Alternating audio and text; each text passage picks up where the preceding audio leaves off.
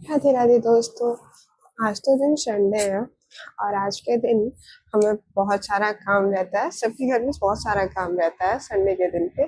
तो मैंने अपने सारे काम वगैरह खत्म कर लिए हैं। देन आज मैं आपको दिखाती हूँ कैसे मैं अपने कान्हा जी की सेवा करती हूँ, अपनी पढ़ाई को भी मैनेज करती हूँ और क्या क्या करना चाहिए।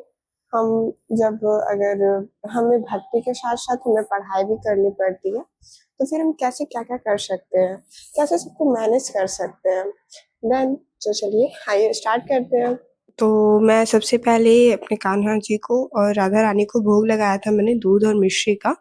उसके बाद से मैंने उनके नहाने के लिए पानी गर्म करने के लिए रख दिया। देन मैं छत पे चली आई। उसके बाद से मैंने उनके लिए फूल देखा तो कोई फूल दिखा नहीं मुझे, बट ये मिर्ची के पौधे में छोटा सा मिर्ची था जो इस समय हम बीज निकाल के रख देते हैं। और ये मैंने सूखने के लिए बीज रखे थे अपराजिता के, जो कि वो भी हरे भरे हैं और इसमें फूल आए ना आए बट बीज जरूर आ जाते हैं अपराजिता के पौधे में। उसके बाद से मैं नीचे आई। नीचे आने के बाद से मैंने कान्हा जी की लड्डू गोपाल की थाल तैयार की नहाने के लिए। उसको मैंने रेडी किया, स्वास्तिक बना करके उसमें फूल रखा और ये मैंने उनके लिए सब कुछ तैयार करके रख लेती हूँ। उसके बाद से मैंने उनके नहाने की पोशाक निकाल दी। नहाने के बाद से मैं उन्हें पोशाक और ये श्रृंगार कराऊंगी। और कान्हा जी की ये वाली मुकुट मुझे बहुत पसंद है।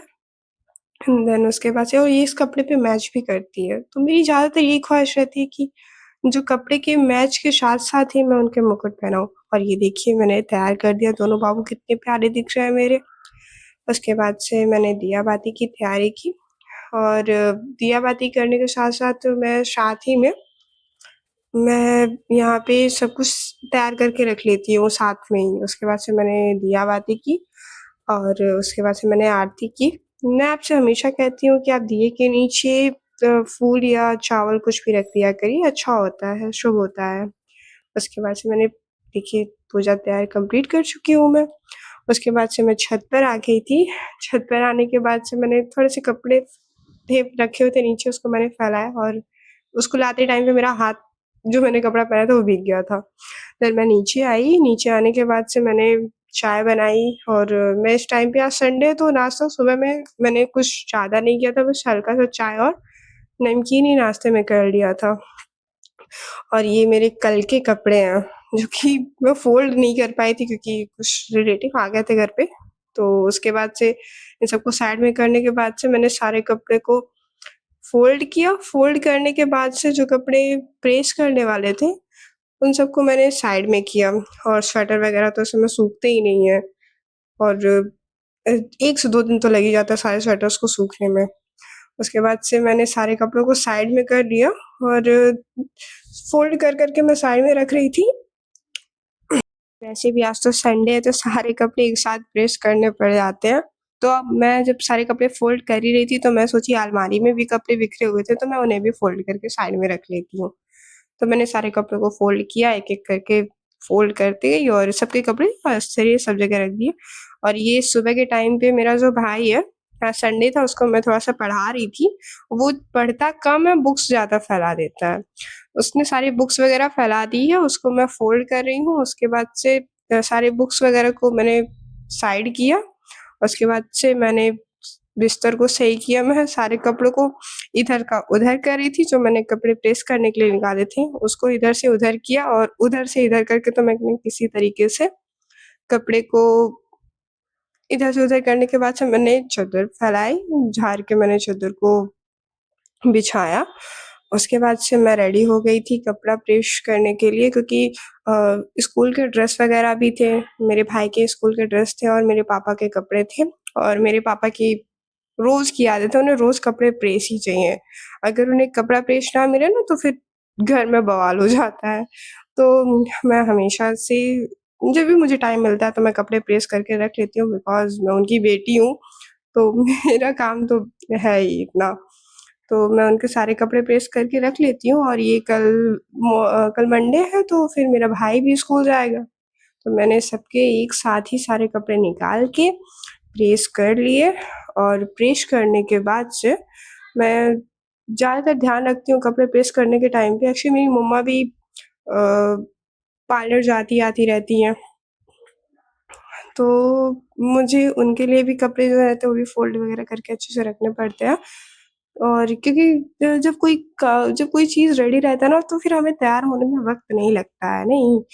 तो इसी के लिए मैं सारे कपड़ों को एक साथ निकाल के और फ़ोल्ड करके, प्रेस करके सब कुछ मैं एक साथ रख देती हूँ, क्योंकि संडे के टाइम पे मैं भी फ्री रहती हूँ।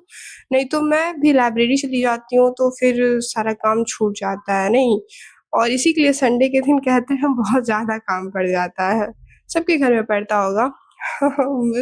अरे! ज़्यादातर तो लड़कियों के और जो घर की हाउसवाइफ़ होती हैं उनके घर में तो काम पड़ ही जाता है। उसके बाद से मैं जितने भी कपड़े मैंने प्रेस करके रखे थे, उन सबको मैंने अलग-अलग किया। जो भाई के स्कूल के ड्रेस थे मैंने उसको अलग किया और पापा-मम्मी के कपड़े अलग-अलग करके पॉलीथीन में डाल के मैं एक साथ रख देती हूँ। पापा के कपड़े मैं पॉलीथीन में रख देती हूँ तो देन उनको आसानी रहती है, कपड़े मिल जाते हैं बहुत जल्दी, उन्हें खोजना नहीं पड़ता है। अगर मैं घर पे रहूँ, ना रहूँ तो फिर वो परेशान नहीं होते, उनको मिल जाता है टाइम से, क्योंकि उन्हें पता रहता है कि उनकी बेटी उनका कपड़ा अच्छे से रख दी होगी। देन उसके बाद से मैंने किचन में आई और किचन में आते-आते मुझे लगभग 12 साढ़े 12 के आस-पास हो ही गया था। और आज मैं सोच रही थी क्योंकि आज रविवार है, तो फिर मेरी मम्मा पूष माह का त्योहार जो होता है, उसमें व्रत रखती है रविवार को, तो दिन बहुत अच्छा था, तो मम्मा व्रत थी हमारी और पापा थे नहीं, पापा जॉब पे चले गए थे। तो मैं वही सोच रही थी कि मैं बनाऊँ क्या? क्या बनाऊँ? तो फिर मैंने देखा पालक पड़ा हुआ है, तो मैंने सोचा पालक का पराठा बना लेते हैं।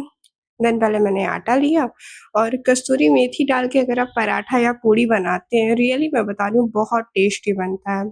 और ये मैंने भोग लगाने के लिए भी तैयार कर लिया था, क्योंकि दोपहर में लड्डू गोपाल और कान्हा जी को भोग लगाना था। तो मैंने सबसे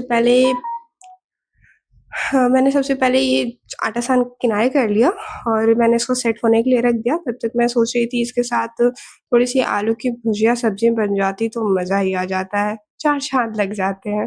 फिर मैंने आलू भी साइड में करके कट करके रख लिए थे और उसके बाद से मैंने छौंक दिया। मैंने बहुत सिंपल ही छौंका लगाया था सब्ज़ी में, क्योंकि मुझे लिटरली बहुत ज़्यादा तेल मसाला वाला खाना मुझे पसंद नहीं है। सादा विचार भी है और सादा भोजन भी हमें पसंद है।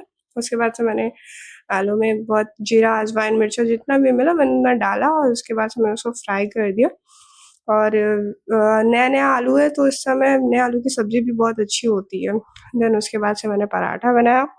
पराठा बनाते टाइम पे मैं सोच रही थी कि मैं कौन-से ट्रायंगल का पराठा बनाऊँ। मैं सोच रही थी स्क्वायर बनाऊँ या गोल रोटी बनाऊँ, गोल-गोल पराठे तो नहीं बनाऊँगी मैं, क्योंकि गोल-गोल रोटी हम रोज़ खाते हैं।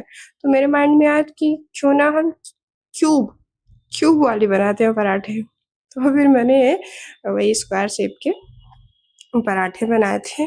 और हाँ, इधर मैं बहुत जल्दी-जल्दी पराठे बना रही हूँ क्योंकि भूख मुझे भी लगी थी और मेरे लड्डू गोपाल को भी भूख लगी थी और मुझे उन्हें भी भोग लगाना था। देन और कम से कम 1 डेढ़ बजने वाला था, तो मैंने फटाफट जल्दी-जल्दी सारे काम खत्म कर लिए और उसके बाद से मैंने पराठे बनाने स्टार्ट कर दिए और हमारा पराठा निकल रहा है।